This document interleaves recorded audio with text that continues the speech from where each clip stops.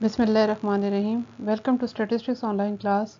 Today our topic is examining and visualizing numerical and categorical data. आज का lecture हम statistical data की presentation से स्टार्ट करते हैं. Presentation of statistical data. When data are collected by any appropriate method of data collection, its statistical analysis is not easy task.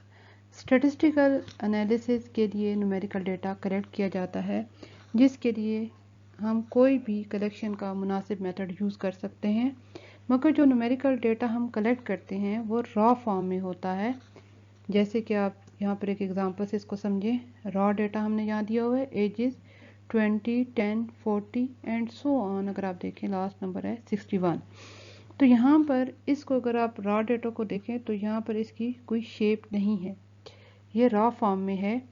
तो ऐसे data को सबसे पहले हम इसकी प्रेजेंटेशन करते हैं ताकि हमारा स्टैटिस्टिकल एनालिसिस जो है वो आसान हो जाए. दूसरे अल्फाज में आप ये भी कह सकते हैं कि जो स्टैटिस्टिकल डेटा एनालिसिस है उसको आसान बनाने के लिए ये रॉ डेटा की प्रेजेंटेशन की जाती है. इसको हम डेली लाइफ की एक एग्जांपल से समझने की कोशिश करते हैं. यहाँ पर आप देखें तो आपको बिल्डिंग मटेरियल नज़र आ रहा है. ये बिल्डिंग मटेरियल रॉ डेटा की एग्जांपल है. इसकी कोई शेप नहीं है. इस बिल्डिंग मटेरियल को देखकर ये नहीं कहा जा सकता कि इससे कौन सी बिल्डिंग बनेगी, मस्जिद बनेगी या घर बनेगा या हॉस्पिटल. तो इसलिए सबसे पहले इसको शेप देने की ज़रूरत है. तो ये रॉ डेटा की आप डेली लाइफ से एक एग्जांपल है. इसी तरह हम स्टैटिस्टिक्स में न्यूमेरिकल डेटा यूज़ करते हैं. स्टैटिस्टिकल डेटा की प्रेजेंटेशन के लिए 3 मेथड यूज़ किए जाते हैं, जिसमें सबसे पहले है क्लासिफिकेशन, सेकंड है टेबुलेशन एंड थर्ड है diagrammatic and graph representation of data. Presentation of data का फर्स्ट जो मेथड है वो है classification of data. Classification is the process of dividing the data in classes or groups on the basis of similarities and dissimilarities. तो जो classification की जाती है वो डेटा को उसके क्लासेस या ग्रुप्स में जो अरेंज किया जाता है वो उसकी सिमिलरिटीज़ और डिससिमिलरिटीज़ को देखते हुए किया जाता है. तो क्लासिफिकेशन के आगे हमारे पास फर्दर डिफरेंट टाइप्स हैं, तो उनको डिस्कस करते हैं.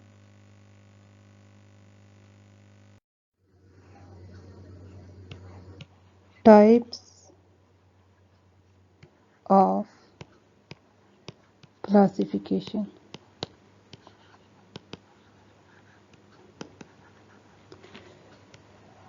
टाइप्स ऑफ क्लासिफिकेशन हमारे पास 4 टाइप्स हैं. सबसे पहले जो है वो है हमारे पास जियोग्राफिकल.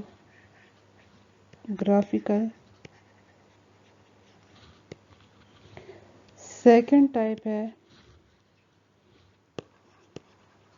क्रोनोलॉजिकल. थर्ड टाइप है क्वालिटेटिव और फोर्थ है क्वांटिटेटिव. क्वालिटेटिव फर्दर 2 क्लासेस में डिवाइड है, one way and two way.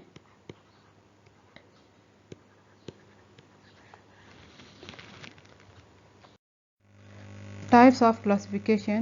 First type है geographical classification.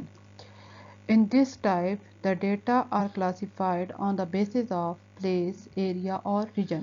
तो यहाँ पे जो डेटा को जो क्लासीफाई किया जाता है, यानी कि उसकी सिमिलरिटीज़, उसमें कौन सी सिमिलरिटीज़ चेक की जाती हैं, यानी कि उसकी प्लेस को देखा जाता है, उसके एरिया को देखा जाता है. यानी आप डेटा को क्लासीफाई करें एरिया के बेस पर. फॉर एग्ज़ाम्पल आप ये देख रहे हैं कि अगर आपने चेक करना है प्रोडक्शन ऑफ वीट, के production of wheat different areas में क्या है या प्लेसेस में क्या है, तो उसके लिए आप उसको किस तरह से प्रेजेंट करते हैं. डिफरेंट हमारे पास रीजन्स हैं. तो यहाँ पे आप देखें इंडिया, यूके, रशिया, यूएसए. तो तो इनका जो हमने प्रोडक्शन ऑफ वीट को इस तरह फर्दर डिवाइड किया है, यानी कि किस बेस पर किया है, उनके एरिया के बेस पर किया है। सिर्फ हमने ये चेक किया है कि ये किस एरिया में प्रोडक्शन ऑफ वीट क्या है। क्लासिफिकेशन की सेकंड टाइप है chronological classification. In this type, the data are classified on the basis of time of its occurrence. इसमें जो हम डेटा की क्लासिफिकेशन करते हैं वो टाइम की बेस पे किया जाता है। यहाँ पे जो सिमिलैरिटी देखी जाती है वो टाइम पीरियड को देखा जाता है। ये टाइम आवरली भी हो सकता है, डे वाइज भी हो सकता है, ईयरली भी हो सकता है एंड मंथली भी हो सकता है। For example, attendance of associate degree class of 54 students for a week is shown by chronological classification as। यहाँ पर हमने डेटा की क्लासिफिकेशन की है अकॉर्डिंग टू टाइम। इसमें अगर आप देखें तो हमारे पास डे वाइज अटेंडेंस स्टूडेंट्स की शो हो रही है। तो आप इस तरह से जो क्लासिफिकेशन करते हैं टाइम को देखकर उसे क्रोनोलॉजिकल क्लासिफिकेशन कहा जाता है।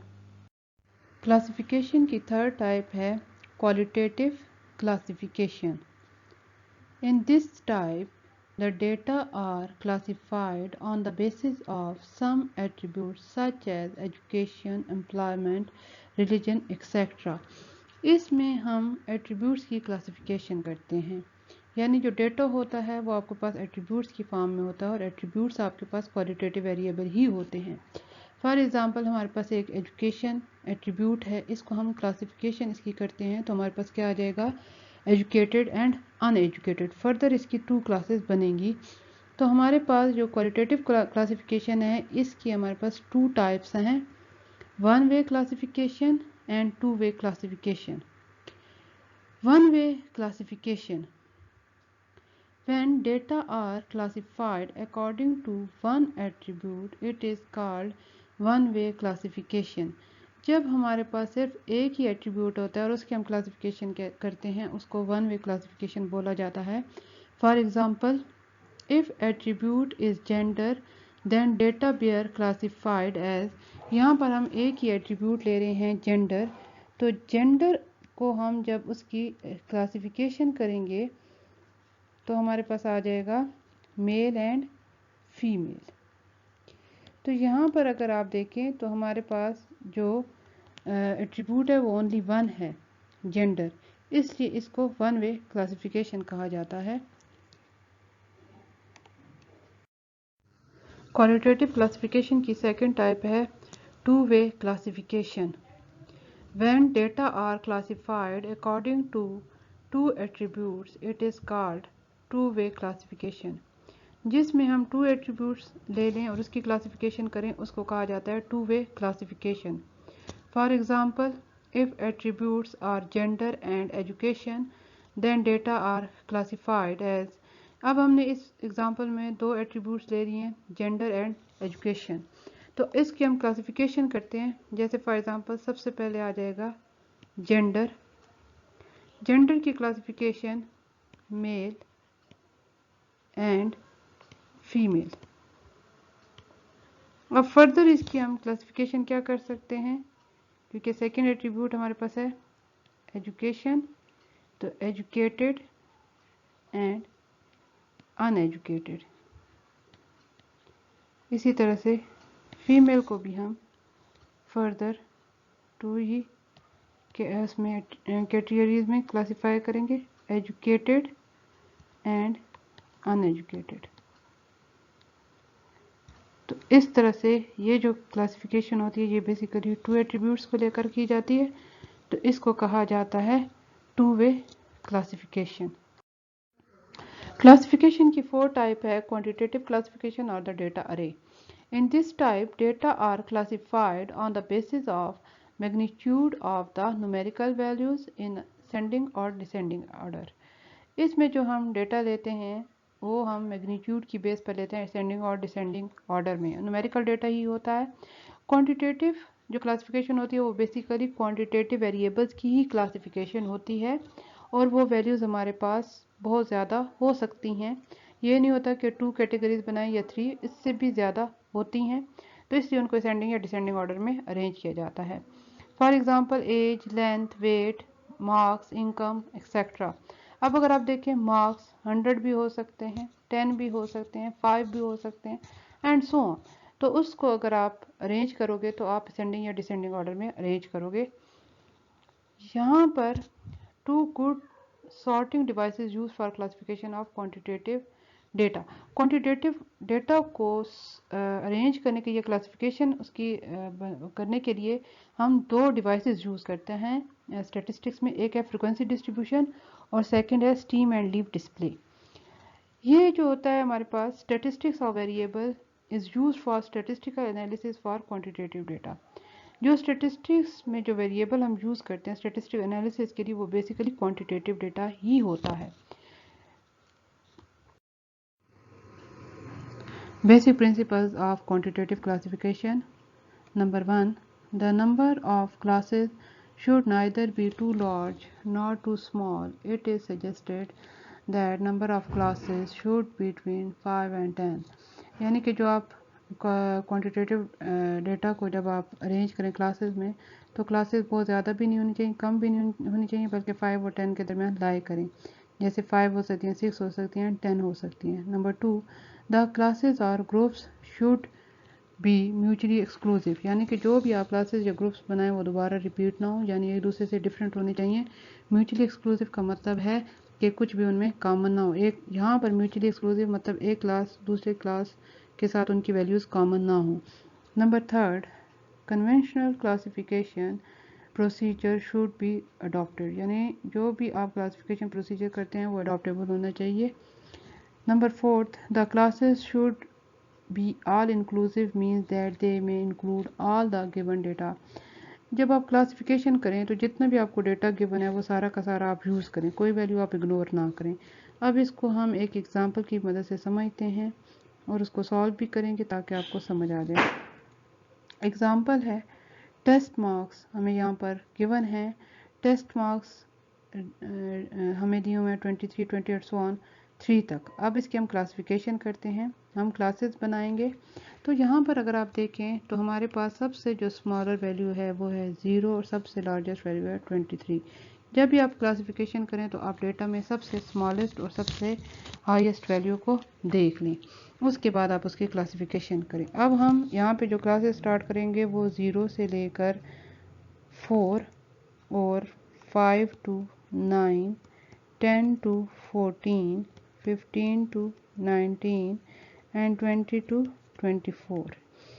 अब यहाँ पर हमने ये जो क्लासेस बनाई इसमें हमने डिफरेंस भी सेम रखा। 0 to 4 में डिफरेंस 4 का है, 5 to 9 में भी डिफरेंस 4 का है, 10 to 14 में भी डिफरेंस 4 का है। और जो हमने क्लासेस बनाई हैं वो हमारे पास 1, 2, 3, 4, 5 बनी है। इसके अलावा फर्स्ट जो क्लास है उसकी जो वैल्यूज़ है 0 to 4 तो वो सेकंड क्लास से डिफरेंट है। सेकंड और फर्स्ट की जो है वो थर्ड से डिफरेंट है। इसी तरह फर्स्ट, सेकंड, थर्ड की जो वैल्यूज़ हैं वो 4 से डिफरेंट है और फर्स्ट, सेकंड, थर्ड, फोर्थ की वैल्यूज़ जो हैं वो 5 से डिफरेंट है। तो यहाँ पर हमने तमाम प्रिंसिपल्स को अप्लाई कर दिया। फर्स्ट प्रिंसिपल था कि हमारी क्लासेस जो हैं वो 5 और 10 के दरमियान होनी चाहिए, तो यहाँ पर हमने क्लासेस 5 बनाई हैं। सेकंड था कि म्यूचुअली एक्सक्लूसिव होनी चाहिए, तो तमाम क्लासेस की वैल्यूज़ डिफरेंट है, म्यूचुअली एक्सक्लूसिव हैं। फर्स्ट और सेकंड पॉइंट या प्रिंसिपल हमने सेटिस्फाई कर दिया। थर्ड जो है वो अडॉप्टेबल होना चाहिए, इसको समझना आसान है, इसको आप समझ सकते हैं। फोर्थ है कि हमारे पास जो सारी की सारी वैल्यूज़ इसमें हम यूज़ करें, तो अगर आप देखें 0 to 23 सारी की सारी वैल्यूज़ इसमें हमने यूज़ कर ली, कोई वैल्यू इग्नोर नहीं की। क्वांटिटेटिव क्लासिफिकेशन में हमने ये उस वक्त जब हम उसको सीख रहे थे तो हमने उसमें ये सीखा था कि इसको जब आप अरेंज करते हैं तो फ्रिक्वेंसी डिस्ट्रीब्यूशन बनती है, तो यहाँ पे हम फ्रिक्वेंसी डिस्ट्रीब्यूशन भी साथ बना लेते हैं। अब आप देखें कि 0 to 4 जो क्लासेस हैं वो कितनी है। तो अगर आप देखें मैंने यहाँ पे रेड कलर में वो शो की हुई हैं, तो आप देखें 0 2 3 यानी 0 से लेकर 4 नंबर आपने देखने हैं। तो 1 2 3 4 5 6 7। तो इस टेली बार पहले हम बनाते हैं, यानी कि आपने 4 लाइन लगाई ऊपर कर दिया तो ये 5 को शो करता है, यानी 5 के लिए हम एक लाइन ऊपर लगा देते हैं 4 के ऊपर, तो वो 5 को शो करता है ताकि इसको काउंट करना आसान हो जाए। इसके बाद 2 और लाइन्स लगाएं क्योंकि ये 7 है, तो हम यहाँ पे फ्रीक्वेंसी डिस्ट्रीब्यूशन जो होता है वो इसी टेली बार को नंबर्स में लिख दिया जाता है। यहाँ पे आ जाएगा 7। इसके बाद 5 to 9, तो 5 to 9 अगर आप देखें वैल्यूज़ तो वो हैं 1 2 3 4 5, तो 1 2 3 4 5, तो यहाँ पर हम 5 लिख देंगे। इसके बाद 10 to 14 अगर आप देखें तो वो हमने ग्रीन से शो किया हुआ है, तो 1 2 3 4, तो 1 2 3 4, तो यहाँ पर हम 4 लिख देंगे। 15 to 19 यहाँ पे इनको हमने 15 to 19 को ये येलो से शो किया, तो 1 2 3 4 5, 1 2 3 4 5। इसके बाद लास्ट 20 to 24 वो ब्लू से शो हो रहे हैं, तो वो 3 हैं। 3 हमने टेली बार्स लगाई और यहाँ पे हमने 3 लिख दिया। तो ये टोटल वैल्यूज़ अगर आप इसको ऐड करते हैं तो ये हमारे पास 24 हैं टोटल। तो आप ये चेक कर सकते हैं कि आपने ये टेली बार या आपने फ्रीक्वेंसी डिस्ट्रीब्यूशन सही बनाया है, क्लासिफिकेशन जो किया सारी वैल्यूज़ को आपने इंक्लूड किया है। इससे चेक किया जा सकता है अगर आप इसको वैल्यूज़ को काउंट करें तो ये वैल्यूज़ जो टेस्ट मार्क्स हमें दिए गए थे ये 24 है और हमारे पास भी टोटल 24 है। इसका मतलब है कि हमने ये क्वेश्चन सही सॉल्व किया है। तो इंशाल्लाह नेक्स्ट लेक्चर में हम क्लासिफिकेशन के लिए और भी एग्जांपल सीखेंगे। आज का लेक्चर हम यहीं पर ख़त्म करते हैं। थैंक्स।